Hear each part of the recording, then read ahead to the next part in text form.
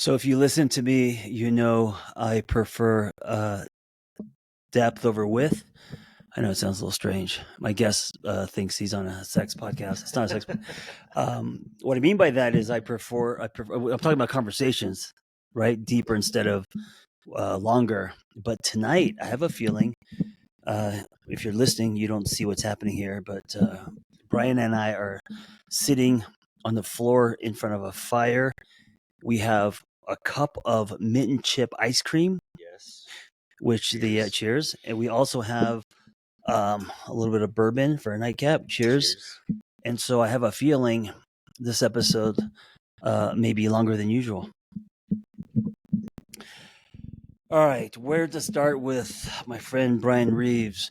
So Brian Reeves reminds me of Christopher Reeves, who played Superman in the 80s. And I do feel like you have an S on your chest because of the work that you do.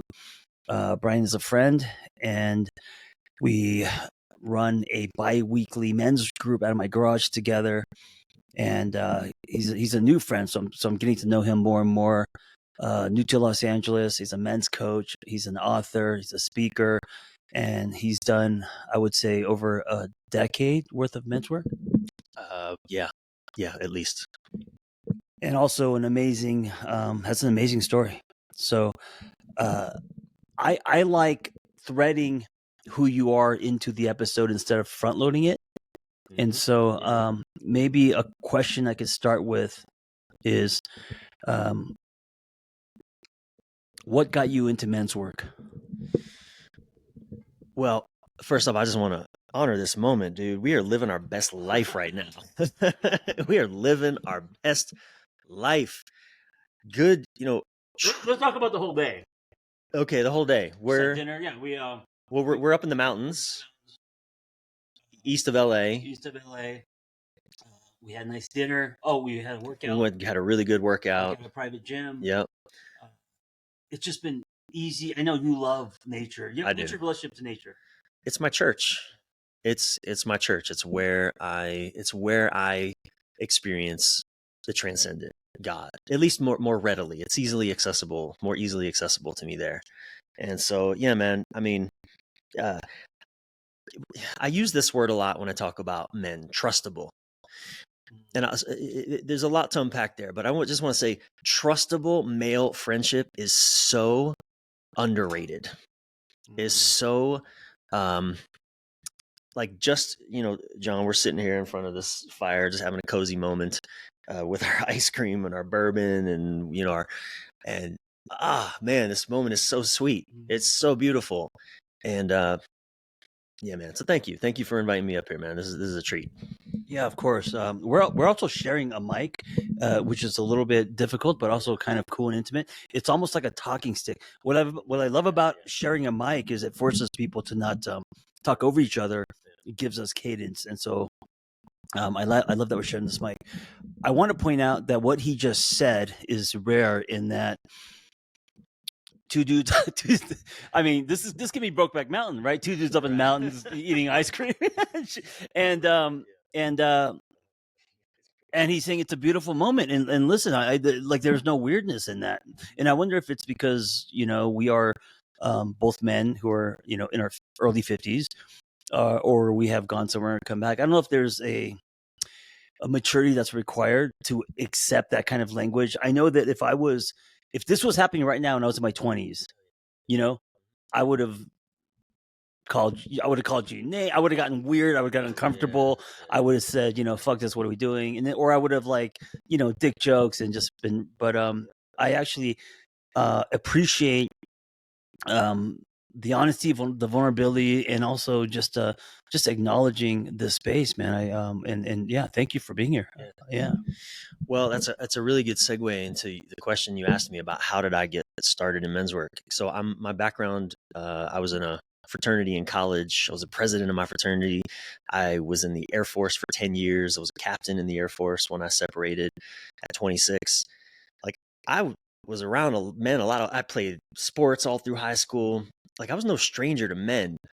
But for all those experiences, what they really taught me is that men aren't safe. men aren't safe to open up to. Men aren't safe to be vulnerable around. Men are going to just be competitive. They're going to take from me something. They're going to exploit me in some way. They're going to dismiss me, whatever. All the stories that I had around men. And yes, I lived very walled up, masked and walled off from not just men, but also therefore women. I just felt very, very lonely in my body, particularly when I got out of the military at 26. And I didn't know this, but I didn't like men. I didn't like men because, again, men weren't safe. They weren't trustable.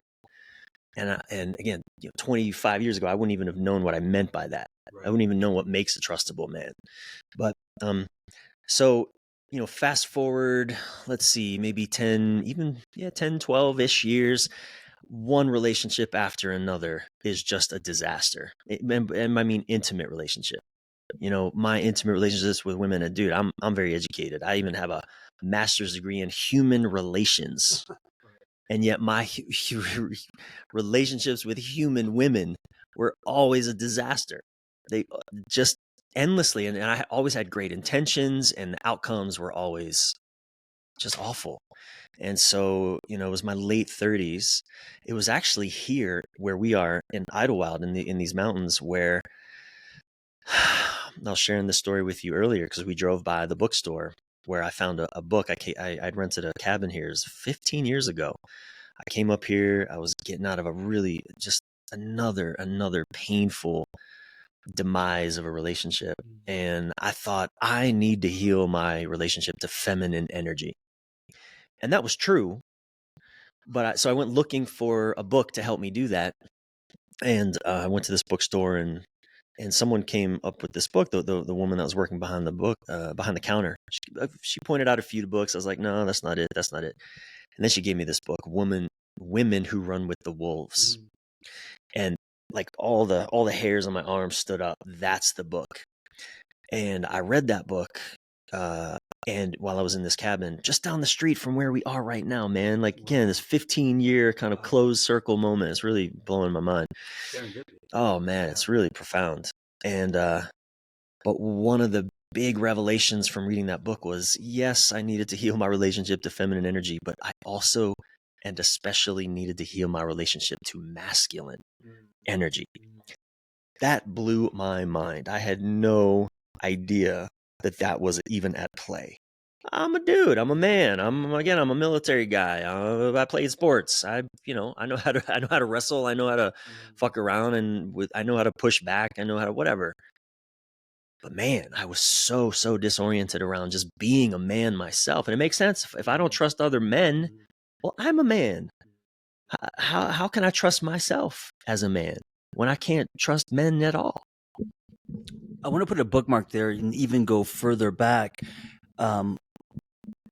When you say men are untrustable, which is powerful and also very relatable, I think, to many people, no matter what gender, because we live in a fatherless nation, which I've been talking about, which I've learned firsthand from working in nonprofit and all the kids.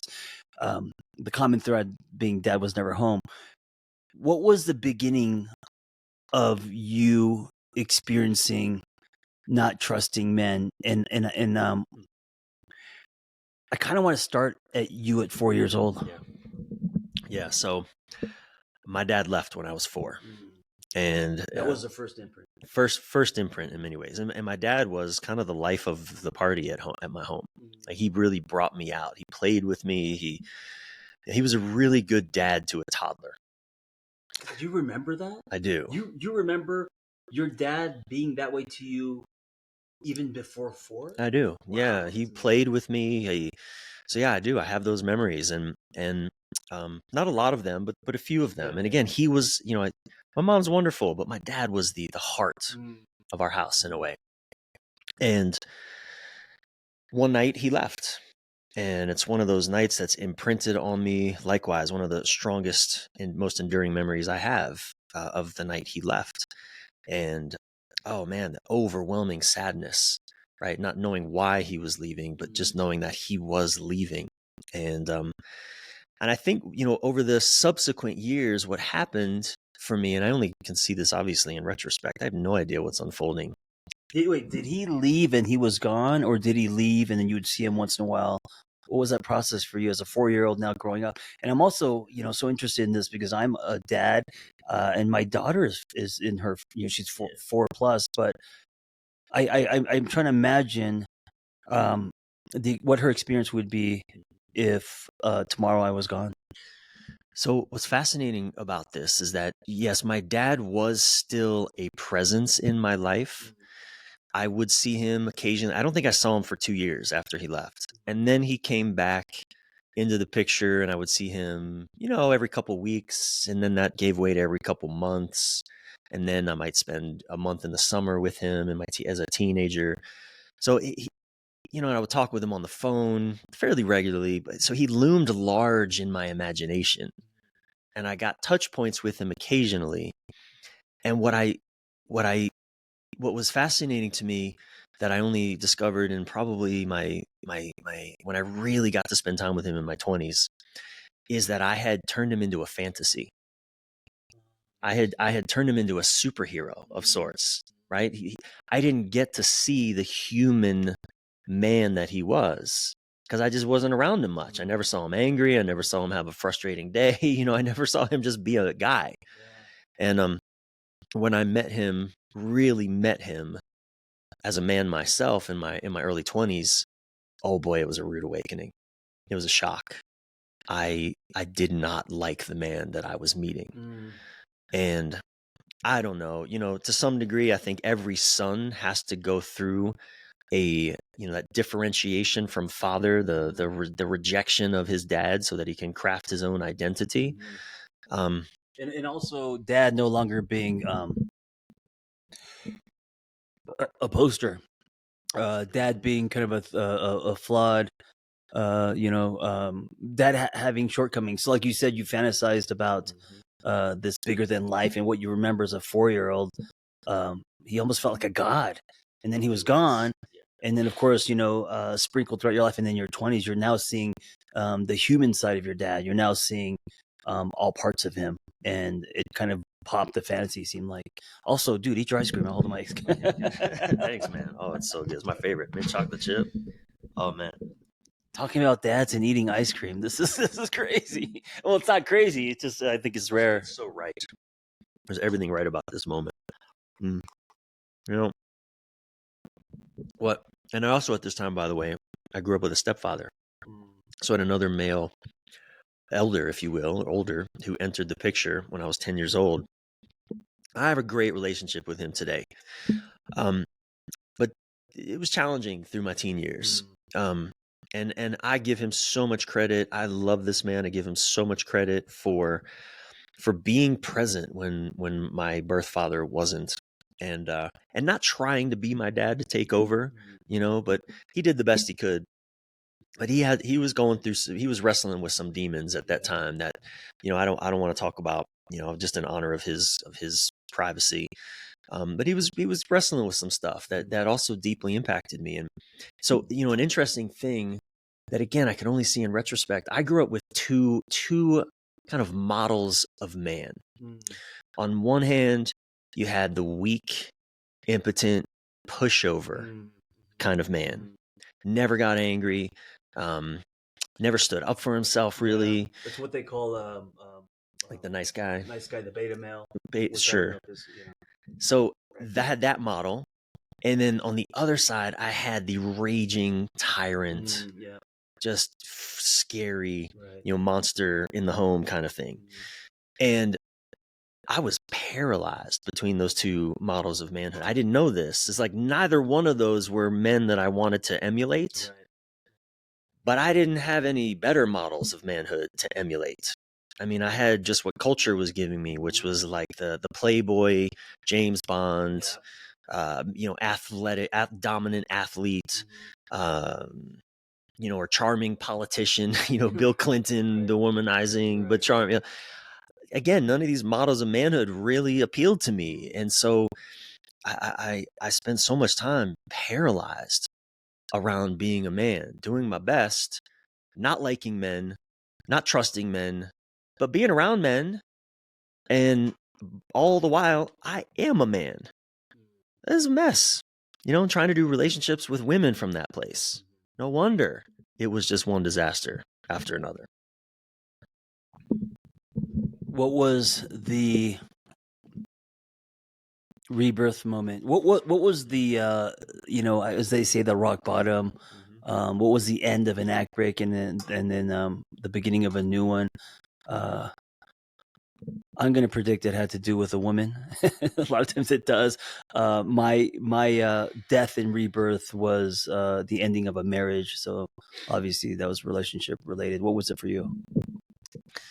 Yeah, that was the relationship I was coming out of at 36 years old. That just brought me to my knees. I was in it for 5 years, and oh man, it just gutted me every single which way. That, I would say, that kicked me off in earnest. I had been doing some transformational work and personal growth work and over the years before that, but it only kind of went skin deep. It never really penetrated my being.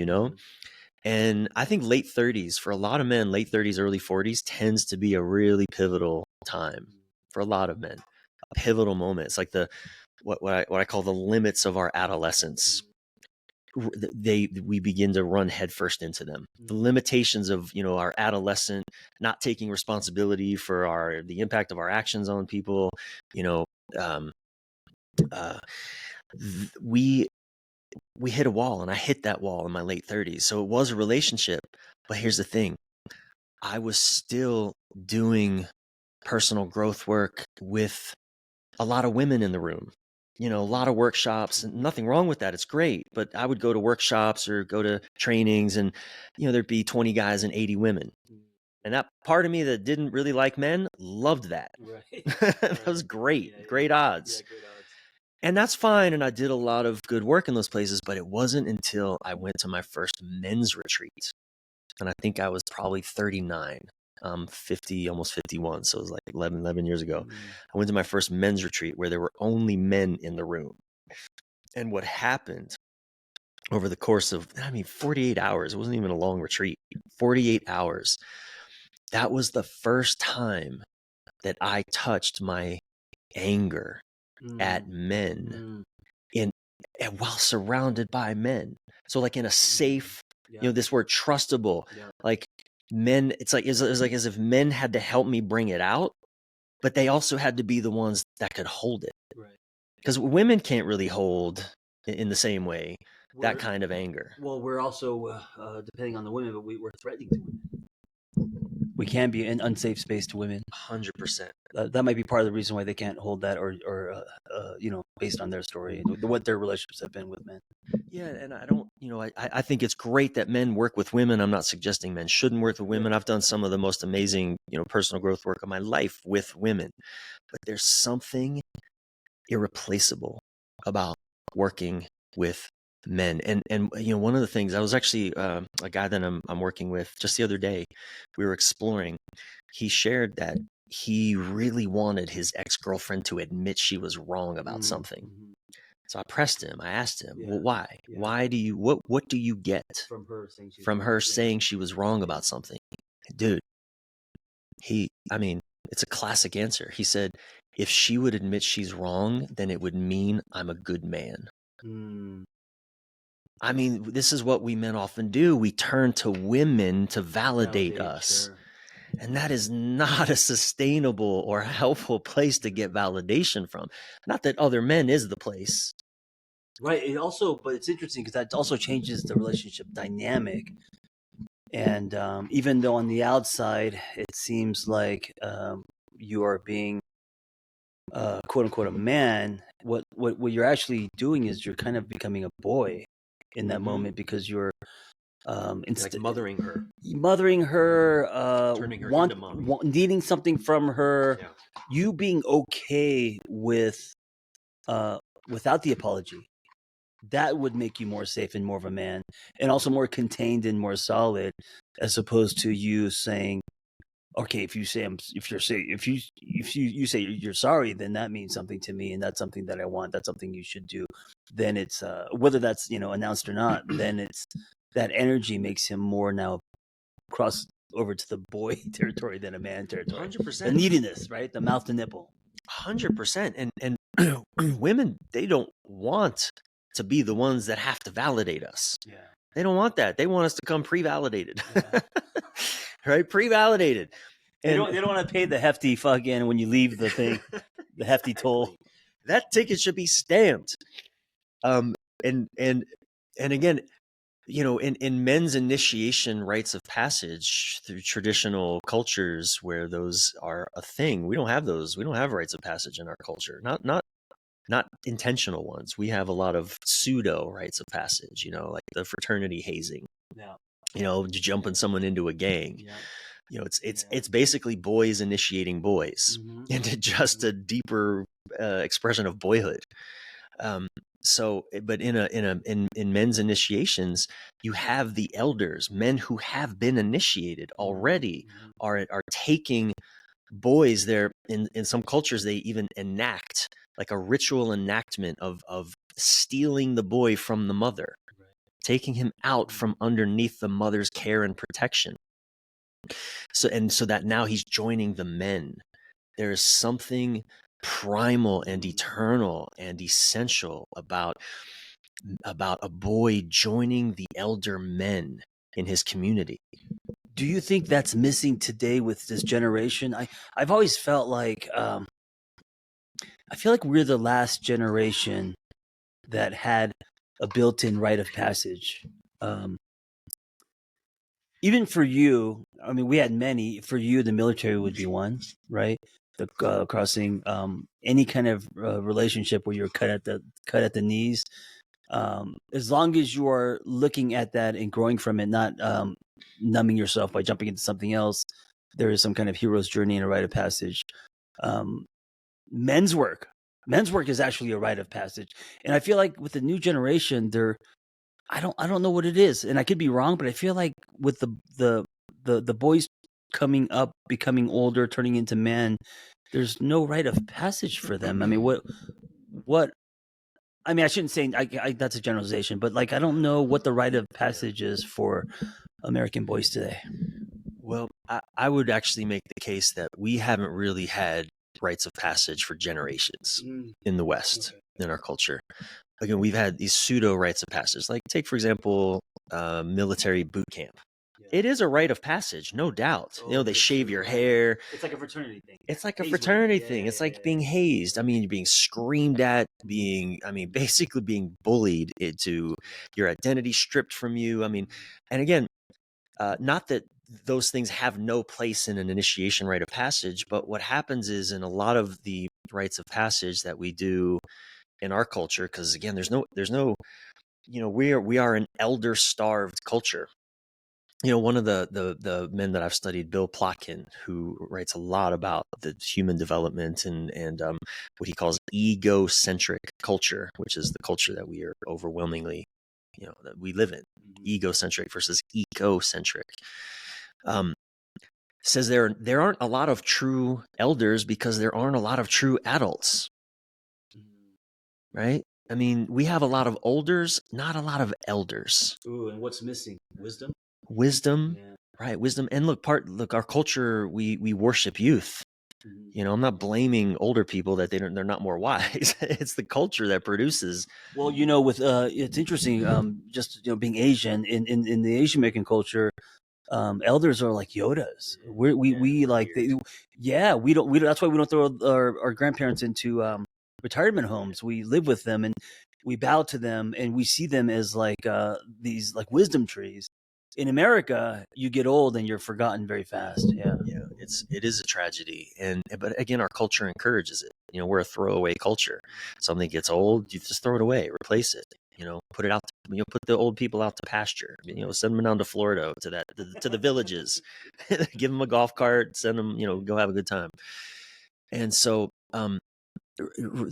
we just don't have a lot of rites of passage. I mean, look, it's not really a hard sell. Look at all our politicians. Are there a lot of true adults politicianing us these days? I mean, it's everyone screaming at each other. It's like, well, let me ask you this. So rite of passage, I do believe in. I do think it's needed. We don't have a lot of that now.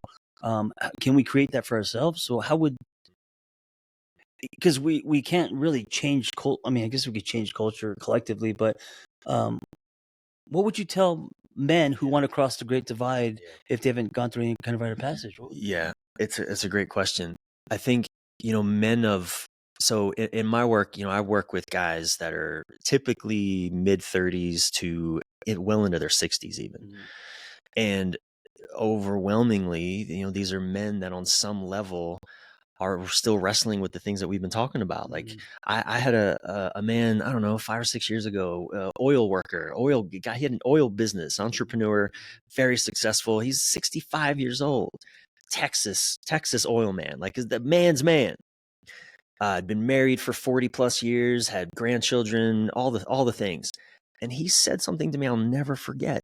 He said, Brian, I have never really felt like a man.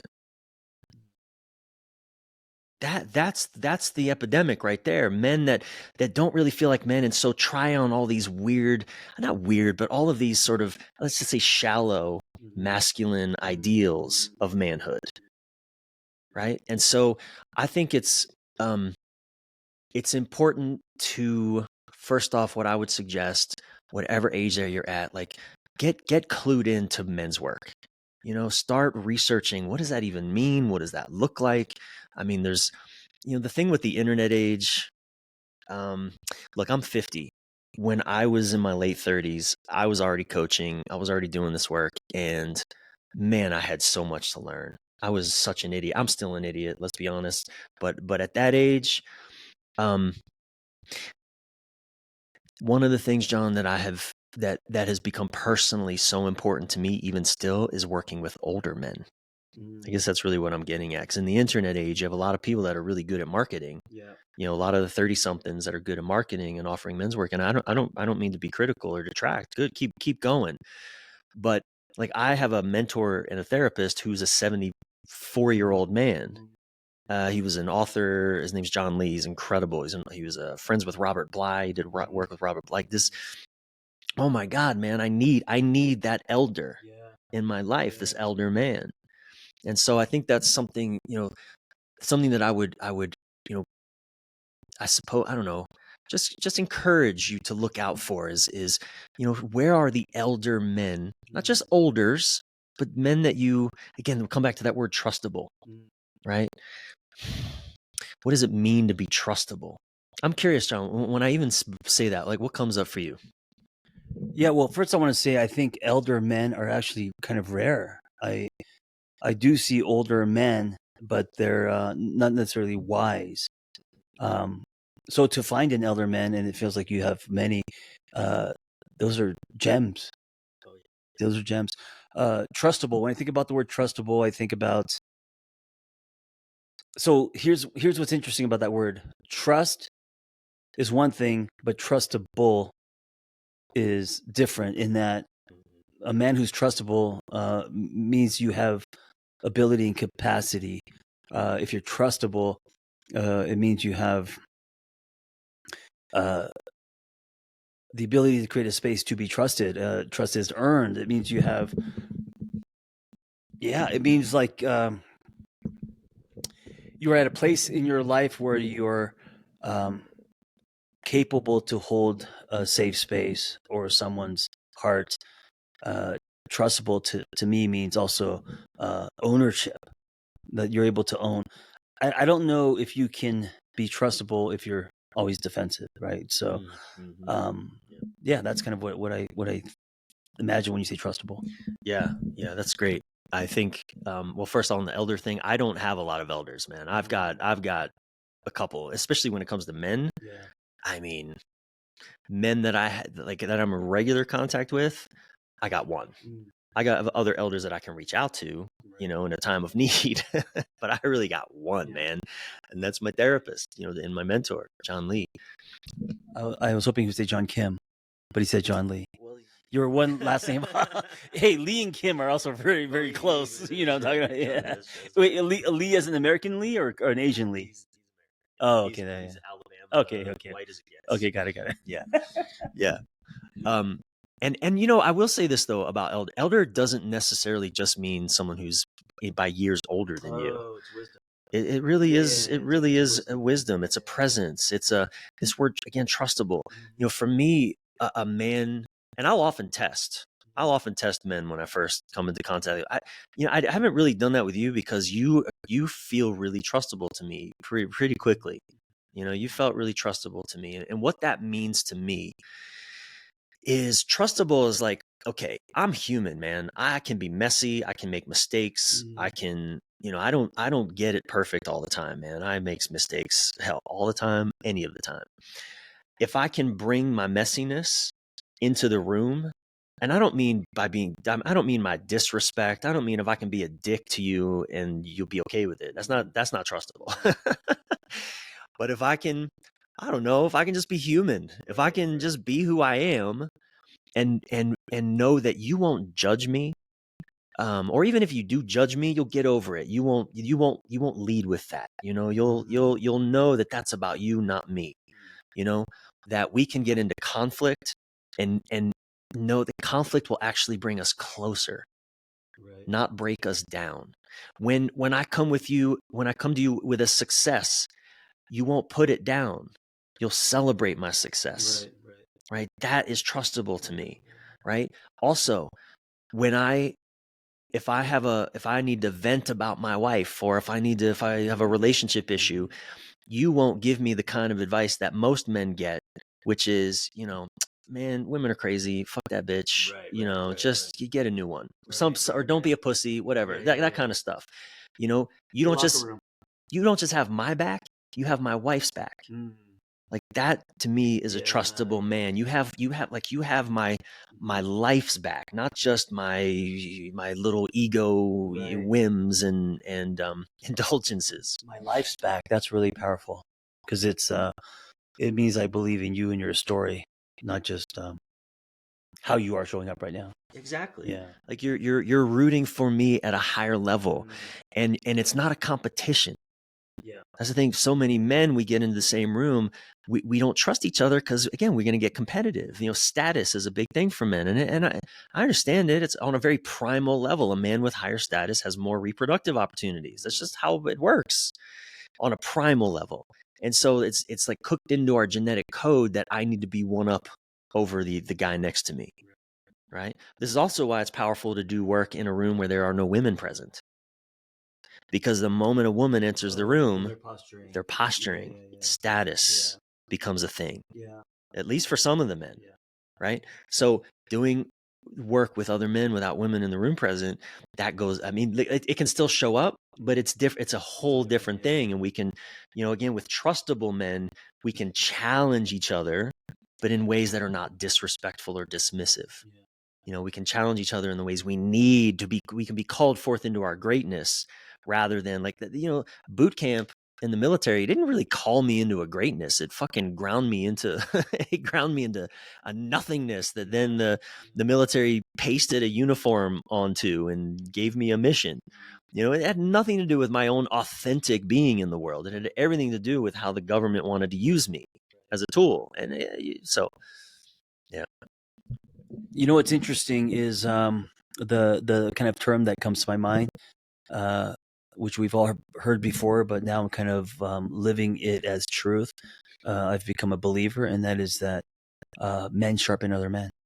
There's something about just men with other men, and I don't know if it's energy, relatability. I don't know. It's a lot of things in the stew, but men give something to other men that other genders just I don't think they can. And I think that's absolutely true. I've heard that a lot, and I've been in locker rooms. I also joined the frats. I've been in those kind of rooms. I've been in boardrooms. But all of those rooms, they weren't men sharpening men. There was a lot of competition, a lot of toxic men, a lot of ego.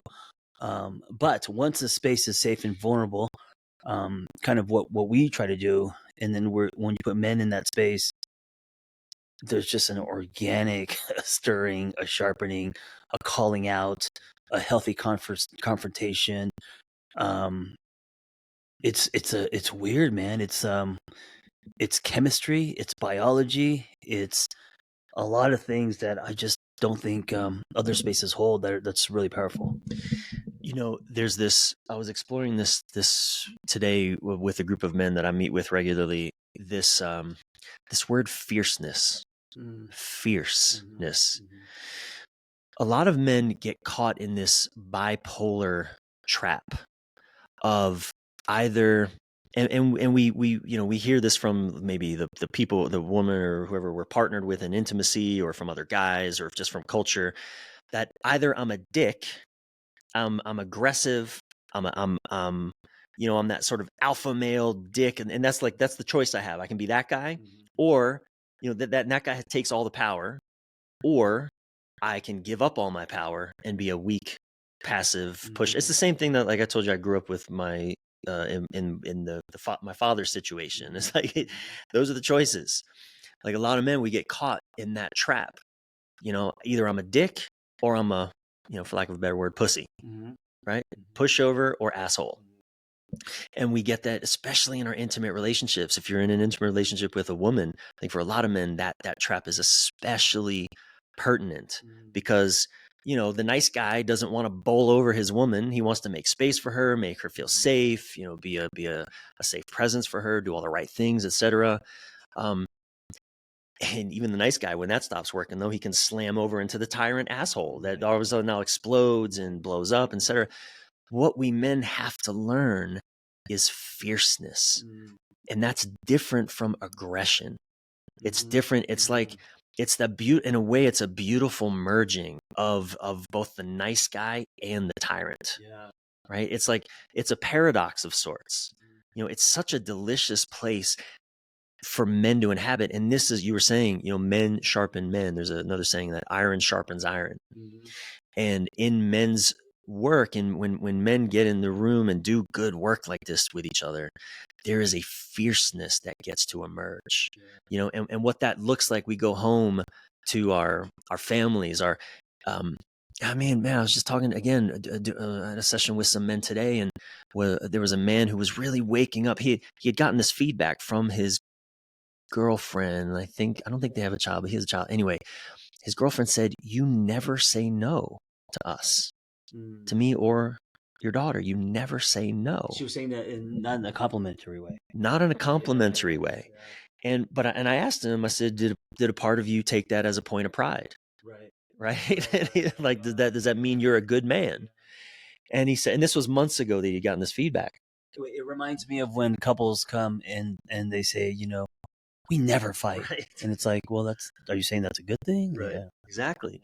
And he said, yeah, you know what? I guess part of me did. It's like, I can take any, I'm very empathic. I can take anything that they want to throw at me, and I'm easygoing and all this. And, meanwhile, they're separated they're heading to their demise at this time. And so what he's been learning is how to stand up for himself, how to say, no, this is not okay. And not in the way where it's, where it becomes that the tyrant, I'm going to take power, leave you with no power, my way or the highway. Right. That's not fierceness. It's fierce versus, like you said, the other word, which is what, tyrant? Aggressive. Just aggression. Or even violence on some level. And so, fierceness gets called forth in good men's work in a way that we can go back to our communities, our families, our relationships, and it's like, oh man, we just get to be who we really are, and we learn. There's this other beautiful distinction, John. We could do this all night, right? So if you don't know how I work, so here's my listeners know. So this is the long version, and for me it's long because my podcasts are 10-15 minutes, so we're going to be ending soon. But what I also do is I take a butter knife to my content. So right after this, we're going to get on Instagram and we're going to do a short version, which is going to be challenging because we're talking about a lot of deep things on the Instagram.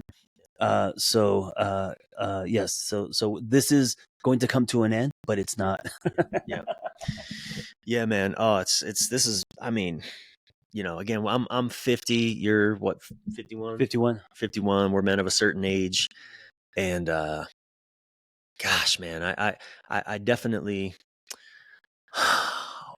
one of the the questions that I do get from men and mothers for that matter, about who are parents. Okay, how do I help my child not just live into being an uninitiated man, right? How do I help? How do I help my child? Yeah, how do I push them? How do I get them to go on their journey? To go on their journey? And it's there's not a lot of easy answers to that. No. There's not, and I think our culture is, we are what's the word I'm looking for? We are ritual ignorant. We are rites of passage devoid, and I think that's something that hopefully will be changing. And as men are doing their work and more work, more and more men are recognizing the need for this at all. Yeah. If you gave someone a prescription of how to put a man through his journey, then what you're giving them is a maze, and a maze actually is not a journey, right? So it's almost like we don't have it's impossible for us to give you an answer. We can give you elements, we could point you into directions, we could give you what the journey that we went through, but it's not a copy and paste job. The man or any human is going to find their own journey. Yeah. So there is a hero's journey, coming to the village changed. That's very different than throwing someone into a maze. Because if you throw someone into a maze, you have created the maze. You are now playing God. You know what I'm saying? Yeah. It's now not that they're not in a journey; they're in prison. Yeah. And rites of passage are going to come for us. I think it's a question of whether we're awakened to the like you said, like relationships. For a lot of men, particularly, relationships have become the domain of our rites of passage. That's unfortunate. It shouldn't be. That's not the place of relationship. My heart breaks for the women that I think of in the past who were basically my my ritual elders, on my unwitting ritual holders. That they didn't sign up for that, but they had no choice. They were partnered with an uninitiated adolescent man. But I think that man, well, I don't know, how do we end this on a hopeful note, John? Dude, I love. I don't even know if we have to end it on a hopeful note. I like that we ended on an honest note, and I love where we went with this. This is also, like you said, I could talk about this for forever, and that's because there's so much to unpack, and it's because what we're talking about isn't light. It goes back generations. It's also important. I mean, this is something that I probably will talk about forever, you two, until we die, because that's part of it. It's not a one conversation thing. This is a porch swing conversation. Do you know what I'm saying? Totally. Yeah. So, we and I feel like for both of us, our overlap is this is something that we will be talking about, and also revisiting, learning, growing, expanding. It's an ongoing conversation. 100%. Can I share with like people if they want to work with me, or so if you're a man and you're listening to this, or you're a woman, you're partnered with a man, or a brother, or I'm sorry, a sister to a man that is just going through life by himself, even really, I mean, you work with even really successful men that are huffing it alone, lone wolfing it. And even when they're surrounded by people, well, I do year-long initiation, essentially, small, intimate men's groups experiences. I'm actually, in January, I'm starting my Elevate 2025 journey for just 10 men. It's sort of kind of a rite of passage experience. But again, I got men in there that are in their 60s sometimes. So whatever you do, if there's one thing that I would hope that someone listening, particularly a man listening, gets from this, is the journey is not for you to go on by yourself. And working with women, whether overtly as a coach or a therapist, I'm all for it. Make no mistake. Or working with women, like using the women you date as your your coaches or your teachers or whatever, that will only take you so far. At some point, you're gonna, I say, to really thrive as a man, work with men, figure out how to do that. Again, my name is Brian Reeves, Brian with a Y, Reeves. You can find out about my Elevate programs at my website, brianreeves.com. Reach out to me. I'll be doing this work for as long as life wants me to do it. I did, John, I didn't say this, but I didn't want to do this work. I didn't want to do this. People ask me, how'd you become a men's coach? I didn't want to do this because you know why? Because fuck men. Let's end on that. I love that. Ooh, I love that. Okay. Hey, fuck men. I love that. And if you, dude, what a great place to end. You could find out more about Brian Reeves on the show notes. So you could I'll put all the info there, where to follow him, go deeper with him. Thank you for listening. Be well. Oh, also real quick, Brian teaches runs a men's group in our single purpose community. So he's in there once every other week, a couple times a month. So you could get a taste of him there, and then the rest on the show notes. Thank you for listening. Be well.